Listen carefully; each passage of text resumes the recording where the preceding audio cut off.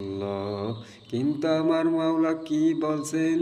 আমার মাওলাকে যারা বইলা চলছ তাদের জন্য আমার মাওলা জাহান্নামের ব্যবস্থা করবে। আর জাহান্নামকে আমার মাওলা এমনভাবে সাজাইবে, জাহান্নামের চতুর্পাশে আমার মাওলা ফুলের বাগান বিছায়া রাখবে। আল্লাহু আকবার। আর জান্নাতের চতুর্পাশে আমার মালিক জাহান্নামের কাঁটা দিয়া চারপাশ ঘেরাই কইরা ফালাইবে।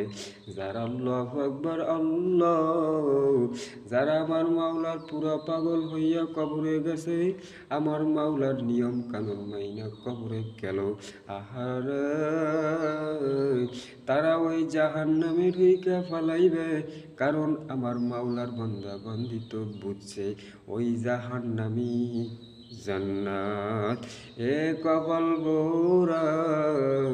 আর যারা আমার মাওলার হুকুম মানল না, আমার মাওলার নিয়ম কানুন ধারল না, তারা আল্লাহু আকবার ওই জান্নাতের ভিতরে জান্নাত বুইজা ঢুইকা ফালাইবে। আল্লাহু আকবার আল্লাহ। আল্লাহ আপনি আমাদের সবাইকে মাফ কইরা দেন। কিন্তু এই নাফরমান তো বুঝবে না, ওরা তো জান্নাত ভাইবা ঢুইকা ফালাইবা। কিন্তু এই জান্নাতি আমার মাওলার বানানো জাহান্নাম, ওই জাহান্নামে ঢুইকা আর বের হইতে পারবে না। আমার মাওলার সঙ্গে সঙ্গে আযাব শুরু হইয়া যাইবে।